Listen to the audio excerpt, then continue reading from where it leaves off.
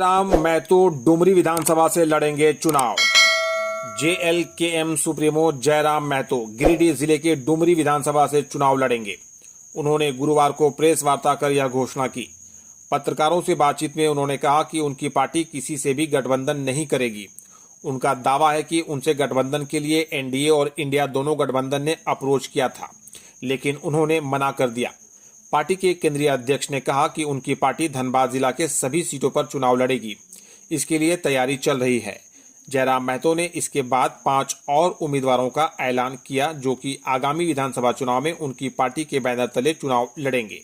इसमें गिरिडीह के जमुआ विधानसभा सीट से रोहित कुमार दास, साहिबगंज के राजमहल विधानसभा से मोतीलाल सरकार, रांची के तमाड़ विधानसभा से दमयंती मुंडा, सरायकेला खरसावां जिले के सरायकेला विधानसभा सीट से प्रेम माडी और पलामू जिले के छतरपुर विधानसभा से प्रीति राज को उम्मीदवार बनाया गया है। स्पा में काम करने वाली युवती ने कूदने का किया प्रयास, हिरासत में।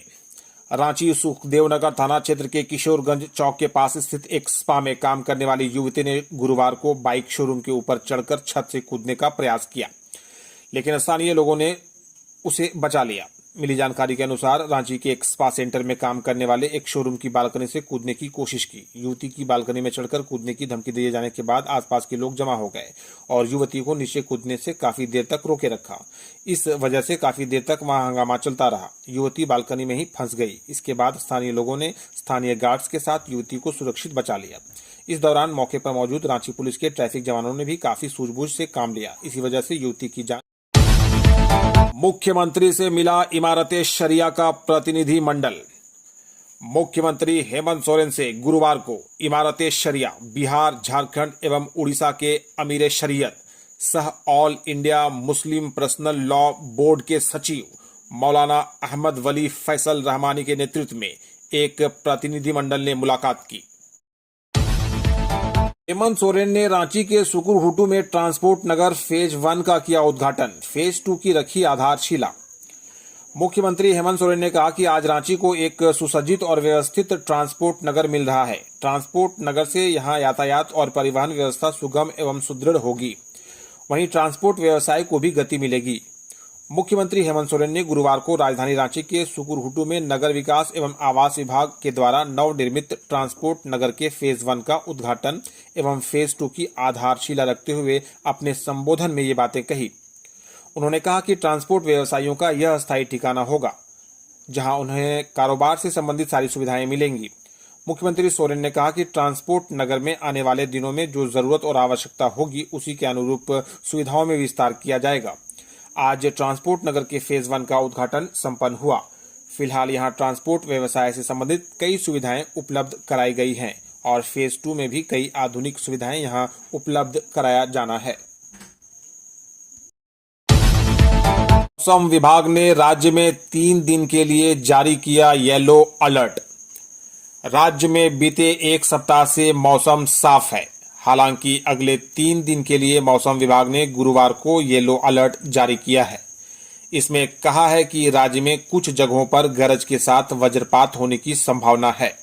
मौसम विभाग ने कहा कि झारखंड में अगले 2 दिनों तक अधिकतम तापमान में कोई बड़ा बदलाव नहीं होगा, लेकिन इसके बाद अधिकतम तापमान में धीरे धीरे गिरावट शुरू हो जाएगी। अधिकतम तापमान में गिरावट के साथ साथ न्यूनतम तापमान में वृद्धि हो सकती है। इससे सुबह और रात को ठंड का एहसास होगा। सुदेश कुमार महतो ने कहा, हेमंत सोरेन की सरकार हर मोर्चे पर विफल। रांची के बोड़ैया स्थित गीतांजलि बैंक्वेट हॉल में आयोजित मिलन समारोह में पार्टी अध्यक्ष सुदेश महतो की उपस्थिति में गुरुवार को कर्ण महतो ने अपने सैकड़ों समर्थकों के साथ पार्टी की सदस्यता ग्रहण की। मौके पर सुदेश कुमार महतो ने कहा कि हेमंत सोरेन की सरकार हर मोर्चे पर विफल है। इन्होंने राज्य की अस्मिता को धूमिल किया है। खनिज संपदाओं के लिए जाना जाने वाला राज्य की पहचान आज देश भर में खनिज संपदाओं की लूट से हो रही है। सरकार ने राज्य की पहचान को बदल दिया है। इससे सबसे अधिक नुकसान युवाओं का क्या है। राज्य में रोजगार के उचित अवसर नहीं मिलने की वजह से पढ़े लिखे हमारे युवा आज पलायन का दंश झेल रहे हैं। देश में किसी भी राज्य को लेबर की आवश्यकता होती है तो लोग झारखंड की तरफ देखते हैं। इस अवधारणा को बदलने की दिशा में कार्य करने की आवश्यकता है। झारखंड की पहचान लेबर स्टेट के रूप में नहीं, एक बेटर स्टेट के रूप में होगी, इसकी तैयारी है। बाबूलाल मरांडी ने मुख्यमंत्री सोरेन पर बोला हमला, कहा जितना उन्होंने लूटा है उसकी पाई पाई वसूली जाएगी। भाजपा प्रदेश अध्यक्ष बाबूलाल मरांडी ने मुख्यमंत्री हेमंत सोरेन पर हमला बोला है। उन्होंने कहा कि हेमंत सोरेन को जवाब देना होगा और 5 साल का हिसाब भी देना होगा।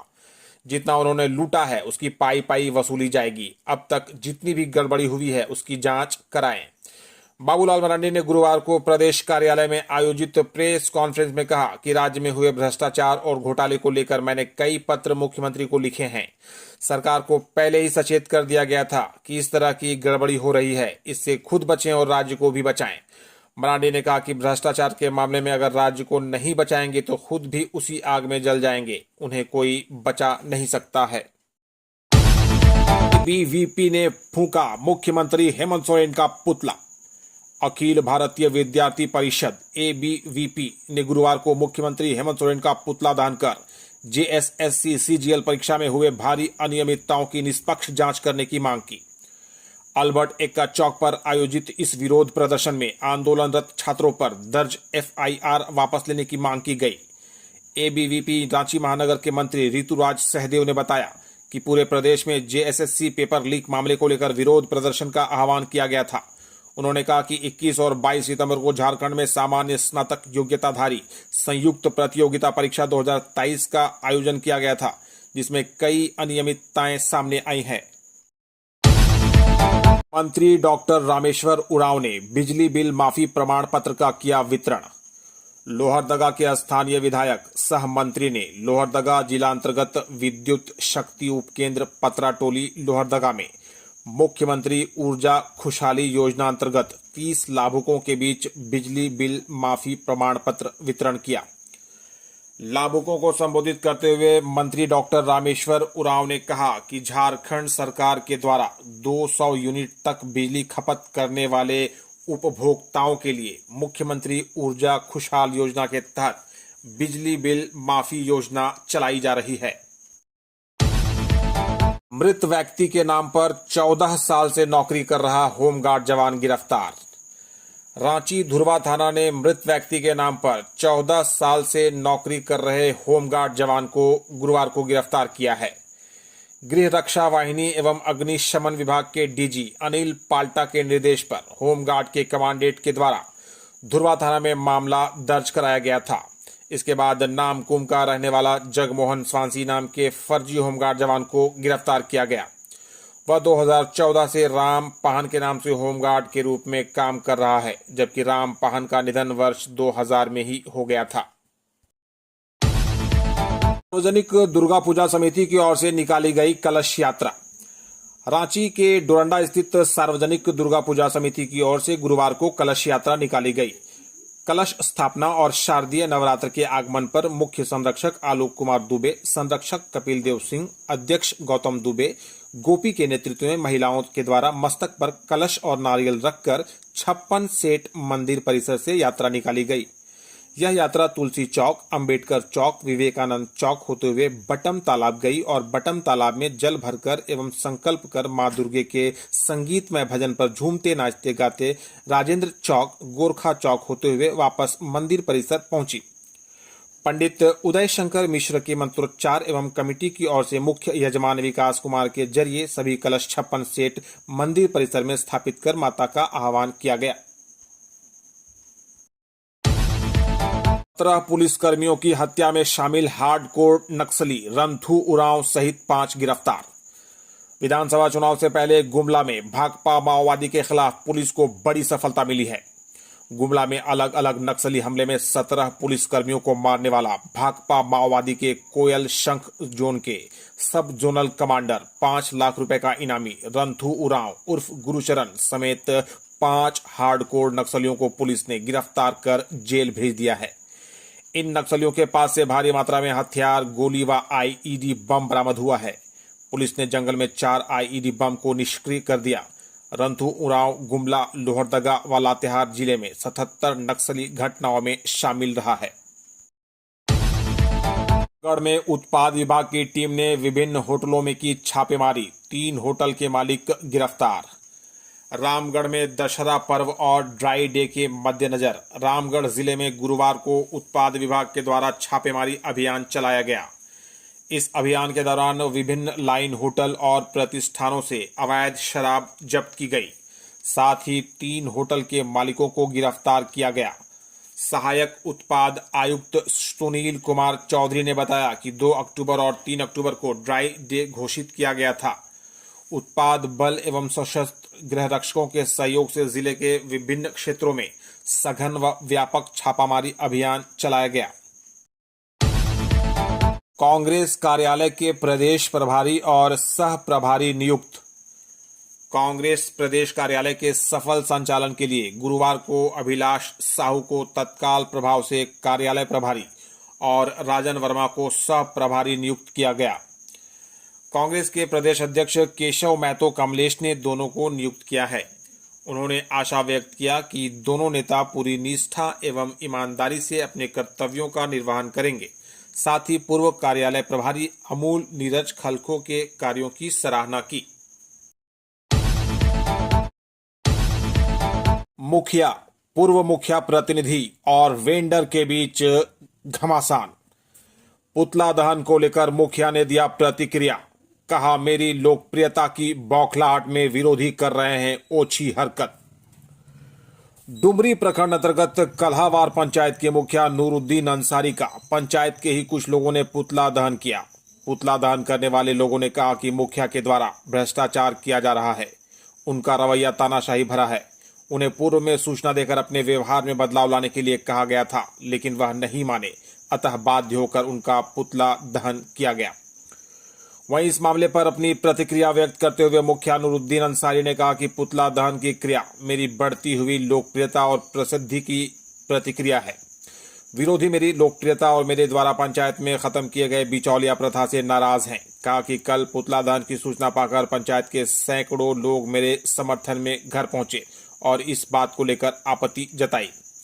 उन्होंने आगे कहा कि पुतला दहन कार्यक्रम का मुख्य मास्टरमाइंड एक वेंडर है जो डुमरी के साथ सरिया और बगोदर प्रखंड में काम करता है। उसके विरुद्ध अवैध निकासी के अनगिनत मामले हैं।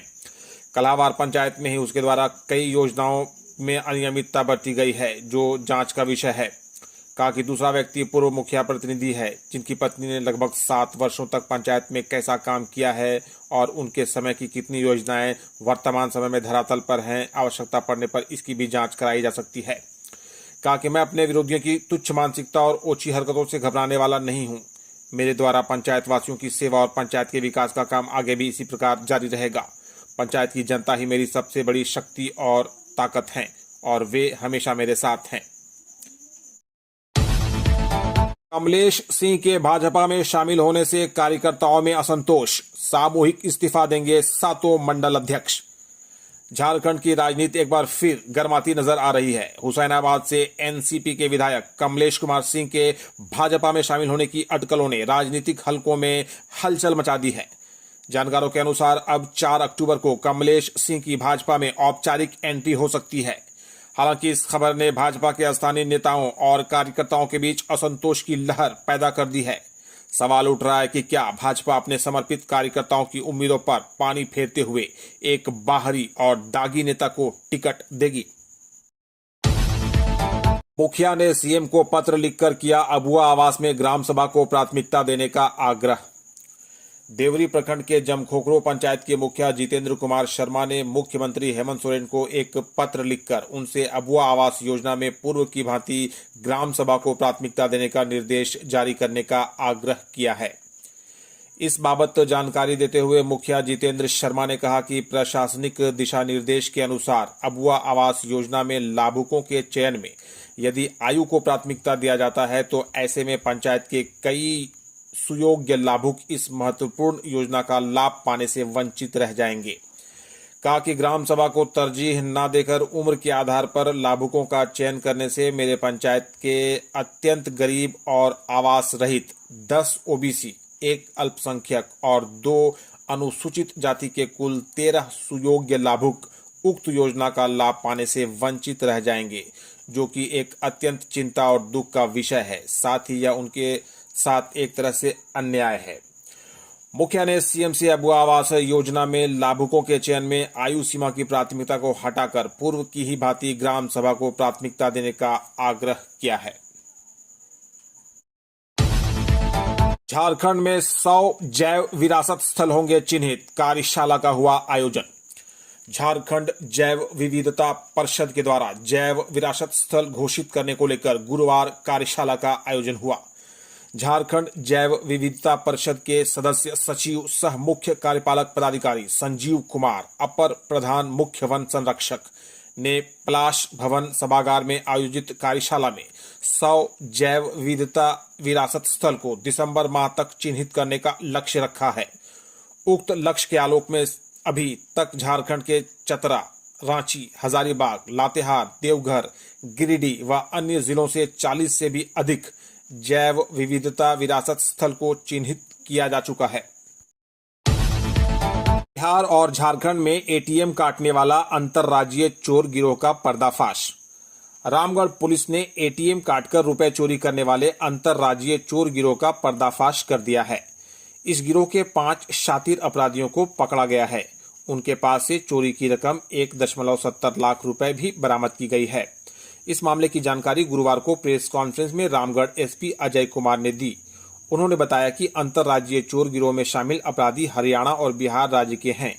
गिरफ्तार चोरों में हरियाणा राज्य के नूह जिला अंतर्गत रोजका थाने के रूपाहेड़ी निवासी आसिफ उर्फ गंजा, बिहार राज्य के गया जिला अंतर्गत शेरघाटी थाने के लीफगंज पुरानी चट्टी निवासी असलम मियां उर्फ बुढ़वा, सारण जिले के बनियापुर थाना क्षेत्र अंतर्गत नगडीहा गांव निवासी अविनाश गिरी उर्फ विक्की, गुड्डू सिंह और हरपुर छतवा गांव निवासी सुनील गिरी शामिल हैं।